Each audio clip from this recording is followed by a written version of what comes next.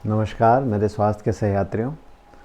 जब छोटे बच्चे के हार्ट का ऑपरेशन किया जाता है और हार्ट के ऑपरेशन के बाद माँ बाप उसको घर लेके आते हैं तो बहुत सारे तमाम क्वेश्चन रहते हैं दिमाग में कि अब बच्चे की केयर कैसे करनी है, जांच कैसे करवानी है। आइए जानते हैं उसके बारे में।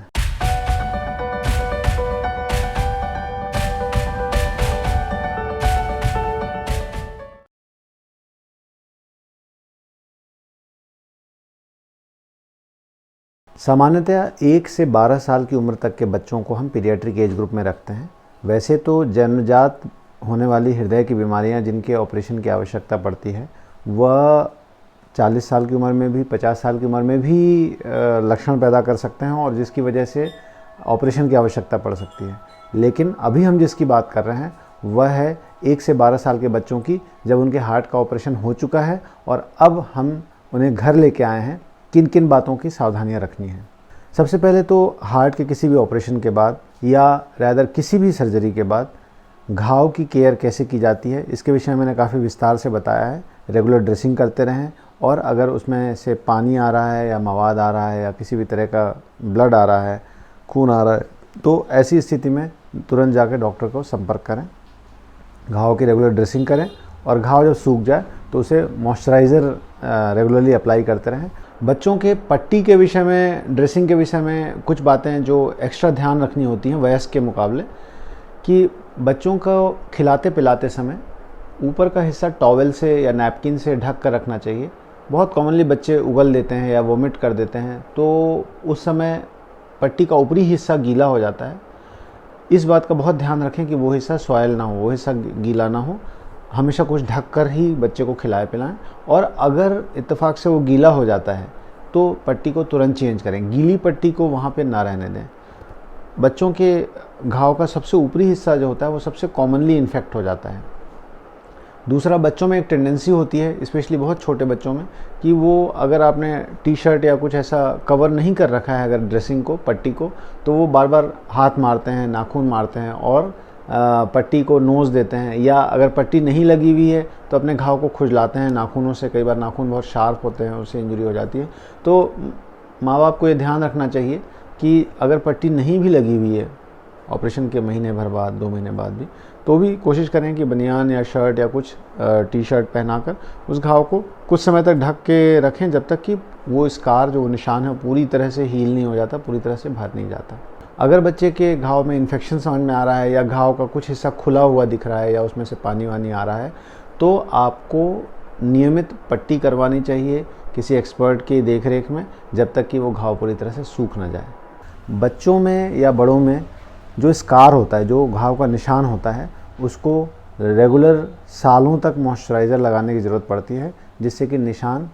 खिंचता नहीं है, उसका जो असर रहता है वो कम रहता है, वो जो दाग रहता है वो कम होता है। दाग को गायब कर देने की एज सच कोई मेथड नहीं होता, ऐसा कोई तकनीक नहीं होती, लेकिन हम अगर इनका ध्यान रखें तो सामान्यतः दाग बहुत छोटे से या बहुत मामूली से दिखते हैं और कई बार बिल्कुल ना के बराबर भी दिखते हैं। एक बहुत कॉमन समस्या लेके माँ बाप आते हैं कि ऑपरेशन के बाद बच्चों की छाती की हड्डी थोड़ी सी उठी उठी सी दिखती है। सामान्यतः बच्चों की हड्डियाँ जो होती हैं वो काफ़ी लचीली होती हैं और जब हार्ट की बीमारी बच्चों को रही होती है तो वो हार्ट का साइज़ थोड़ा बड़ा होता है।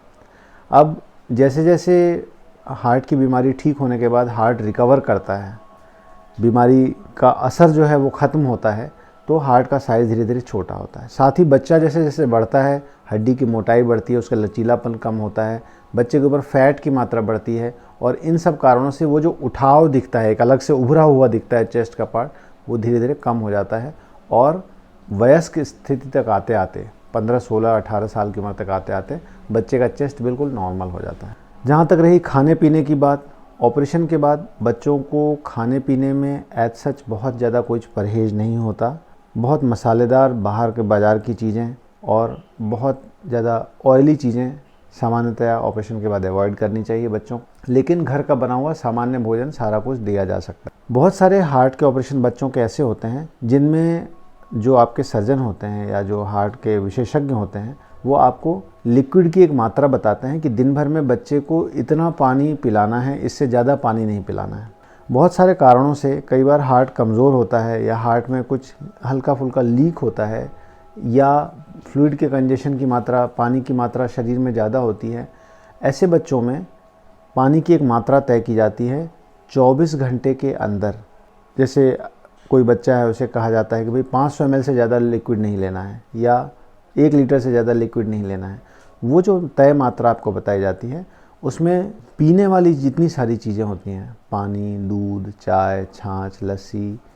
जूस, जितनी भी पीने वाली चीज़ें हैं, वो सब की मात्रा इंक्लूड करके, सब की मात्रा मिलाकर 24 घंटे में वो 500 ml या 1000 ml जितना भी आपको बताया गया है वो लिमिटेड रखना है। सामान्यतः ऑपरेशन के 3 महीने, 4 महीने, 6 महीने तक ही यह रेस्ट्रिक्शन रहता है, और जैसे जैसे हार्ट रिकवर कर जाता है, ये जो आपकी सीमा तय की गई है लिक्विड की, वो ख़त्म कर दी जाती है और फिर आप अपनी इच्छा अनुसार बच्चे को दे सकते हैं पानी। सामान्यतः एलोपैथी में हम ऐसा कोई भी खाद्य पदार्थ नहीं मानते जो बच्चे को कफ करता है या बच्चे के घाव पे असर करता है। हमारा ये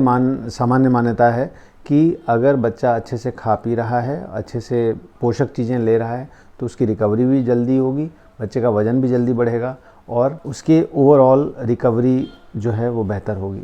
ऑपरेशन के बाद के करीब महीने भर तक बच्चे को इंडिपेंडेंटली अकेले खेल कूद में इन्वॉल्व होने नहीं देना चाहिए कि वो मैदान में जाकर दूसरे बच्चों के साथ खेले, क्योंकि बच्चे कई बार टकरा जाते हैं या एक दूसरे को धक्का मुक्की या इस तरह की कोई एक्टिविटी में बच्चों को इंजरी हो सकती है, जो घाव है उसमें ब्लीडिंग हो सकती है या जो हड्डी का जोड़ है वो थोड़ा सा डिस्टर्ब हो सकता है। इसलिए महीने भर तक बच्चों को आप ऐसी किसी भी इंडिपेंडेंट एक्टिविटी से बचें, अपनी देख रेख में ही हल्का फुल्का खेलने कूदने दें। और जिन बच्चों को सर्दी, खांसी, जुकाम, बुखार इस तरह की स्थिति हो, उन बच्चों से कांटेक्ट में आने से बचें। तो महीने भर तक करीब बच्चों को इसकी निगरानी रखने की आवश्यकता पड़ती है। जिन बच्चों को VSD, ASD या ऐसे बीमारियां रही हैं पहले, जिसमें कि लंग में कंजेशन, फेफड़ों में कंजेशन ज़्यादा रहता है, सर्दी खांसी जल्दी पकड़ती है, ऐसे बच्चों को ऑपरेशन के बाद भी कुछ दिनों तक फेफड़े सेंसिटिव रहते हैं और उन्हें इन्फेक्शन पकड़ने का रिस्क रहता है। इसलिए जैसा मैंने कहा कि सर्दी, खांसी, जुकाम वाले बच्चों से या बड़ों से भी जिनको कि इस तरह के प्रॉब्लम है, उनसे थोड़ा सा डिस्टेंस बना के रखना चाहिए, दूरी बना के रखनी चाहिए। और ऐसे व्यक्ति बच्चों को गोद में ना लें, या बच्चों को अगर टच करना ज़रूरी है तो सैनिटाइज़र से हाथ साफ़ करके तभी बच्चों को टच। अब आते हैं फॉलोअप पर कि ऐसे बच्चों का जिनका हार्ट का ऑपरेशन हो गया है, हमें कब कब दिखाते रहना चाहिए और कितने कितने समय अंतराल पे जांच करवानी चाहिए। सामान्यतः आपके डॉक्टर आपको क्लियरली एक गाइडलाइन देते हैं कि भाई इतने महीने के बाद आपको आना है, बच्चे को दिखाना है, ईको की जांच करवानी है, एक्सरे करवाना है। जब बच्चा घर पे आ जाता है, उसके बाद कुछ लक्षण जो हैं, विशेषकर छोटे बच्चों में जो ठीक से बोल नहीं पाते या बहुत यंग एज के हैं, ऐसे बच्चों में कुछ लक्षण जो हैं वो वार्निंग साइंस आपको पता होने चाहिए कि भाई ये लक्षण अगर आ रहे हैं तो हमें तुरंत डॉक्टर के पास पहुंचना चाहिए। अगर बच्चे के यूरिन की मात्रा बहुत कम हो गई, बच्चा पेशाब नहीं कर रहा है, या अगर बच्चे को मोशन नहीं आ रहा है, या बच्चा बहुत डल है, वो जो एक्टिविटी उसके होती है उस तरह की एक्टिविटी नहीं कर रहा है, पूरे टाइम सो रहा है बच्चा, नींद में है, और अगर फीड नहीं ले रहा है, अगर ठीक से खा नहीं रहा है, अगर ये 3-4 लक्षण ऐसे हैं जो अगर बच्चे को, या बच्चे को बहुत हाई ग्रेड फीवर आ रहा है, बार बार रह रह के बहुत तेज़ बुखार आ रहा है, ऐसे किसी भी लक्षण पे आपको तुरंत किसी बच्चों के डॉक्टर को, और नहीं तो जहाँ पे आपका ऑपरेशन हुआ है उस जगह पे जाके संपर्क करना चाहिए। कई बार ये ऐसी कुछ कॉम्प्लिकेशन होती हैं जिनको समय से ट्रीट कर देने पे बच्चे की जान बच सकती है। सामान्यतः बच्चों के हार्ट के ऑपरेशन के बाद एक फॉलोअप ईको की सलाह दी जाती है। कुछ बीमारियों में ईको एक बार ही करने की ज़रूरत होती है, उसके बाद ईको करने की ज़रूरत नहीं होती, लेकिन कुछ बीमारियों में ऐसी संभावना रहती है कि बच्चे के बढ़ने के साथ हार्ट में कुछ नई समस्याएं डेवलप हो सकती हैं, या किसी वॉल्व में लीकेज भविष्य में बढ़ सकता है। कुछ इस तरह के भी ऑपरेशन होते हैं, तो उन ऑपरेशनों में बच्चों को सलाह दी जाती है कि 3-3 महीने पे, 6-6 महीने पे या साल भर के अंतराल पे एक ईको की जांच करवाते रहें। हार्ट के ऑपरेशन होने के बाद विशेषकर जो सिंपल कॉन्जेनाइटल हार्ट डिफेक्ट होते हैं, जैसे ASD, VSD, PDA, ये बीमारियां ऐसी हैं जिनमें कि बच्चे का एक बार सही ऑपरेशन हो गया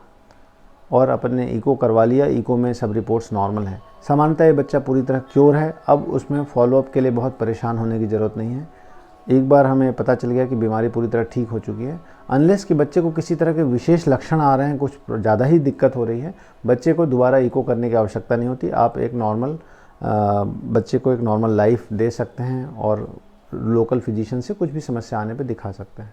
जिन बच्चों को कॉम्प्लेक्स कॉन्जेनिटल हार्ट डिजीज़ है, मतलब हार्ट की बीमारियां उलझी हुई थी जिनकी और जिनका ऑपरेशन हो चुका है, ऐसे बच्चे दो कैटेगरी में डिवाइड किए जाते हैं। एक वो जिनका कि क्यूरेटिव ऑपरेशन हुआ है, मतलब बीमारी को पूरी तरह ठीक कर दिया गया है, और दूसरा वो बच्चे होते हैं जिनमें कि पैलिएटिव ऑपरेशन किया गया, मतलब इन बीमारियों को पूरी तरह ठीक नहीं किया जाता, लेकिन बच्चे की दिनचर्या, बच्चे का जीवन एक नॉर्मल तरीके से गुजार सके वैसा ऑपरेशन कर दिया जाता है। दोनों ही परिस्थितियों में अगर बच्चे का कॉम्प्लेक्स हार्ट प्रॉब्लम था और उसका ऑपरेशन किया गया है तो आपको रेगुलर फॉलोअप की सलाह दी जाती है। इसमें आप बच्चे के फॉलोअप में लापरवाही नहीं कर सकते। आपको शुरुआत में हर 3 महीने पे या हर 6 महीने पे कॉल किया जाता है, फिर साल भर के अंतराल पे कॉल किया जाता है, या बच्चे के लक्षण के हिसाब से इको में उसकी, एक्सरे में उसकी कैसी प्रोग्रेस है उस आधार पे तय किया जाता है कि अगली बार आपको कब दिखाना है। इन बच्चों में लेट कॉम्प्लिकेशंस भी डेवलप होने के चांस रहते हैं। ऐसा संभव हो सकता है कि ऑपरेशन के 4 साल बाद, 6 साल बाद बच्चे को लक्षण आए। तो आप निश्चित रूप से, जो आपके सर्जन ने या आपके कार्डियोलॉजिस्ट ने आपको एक अवधि दी है, एक टाइम पीरियड दिया है कि भाई 6 महीने बाद दिखाना है या साल भर बाद दिखाना है, उस समय ज़रूर जाएं और जो जांचें आपको रिकमेंड की जाती हैं वो करवाएं। जैसा मैंने बताया कि रेगुलर फॉलोअप से छोटी प्रॉब्लम जो डेवलप हो रही है उसको सॉर्ट आउट किया जा सकता है, उसको ठीक किया जा सकता है और बच्चे को बड़ी परेशानी से बचा जा सकता है। कई बार बच्चे को दूसरे ऑपरेशन की ज़रूरत होती है कुछ समय बाद, 5 साल बाद, 10 साल बाद, तो उस ऑपरेशन का सही समय आ गया है कि नहीं आ गया है, किस वक्त ऑपरेशन करना चाहिए, ये सब डिसीजन लेने में भी अगर आप रेगुलर फॉलोअप करते हैं तो हेल्प मिलती है। एक बच्चे को जब हार्ट की बीमारी का पता चलता है, उसका जांच करवाना, उसका ऑपरेशन करवाना और ऑपरेशन के बाद ये भय बना रहना कि बच्चा हमारा स्वस्थ रहेगा कि नहीं, एक नॉर्मल जीवन जी पाएगा कि नहीं। ऑपरेशन के बाद बच्चे को घर लाकर क्या क्या सावधानियां रखनी चाहिए, हमने देखा कि बच्चे की ड्रेसिंग में क्या सावधानी रखनी चाहिए, रेगुलर फॉलोअप कैसा होना चाहिए, कौन से लक्षण हैं जो हाई रिस्क लक्षण हैं जिनको तुरंत हमें अटेंड करना चाहिए। उम्मीद करता हूँ आज का वीडियो आप लोगों को पसंद आया होगा। फिर मिलेंगे नई स्वास्थ्य यात्रा पर, तब तक के लिए नमस्कार।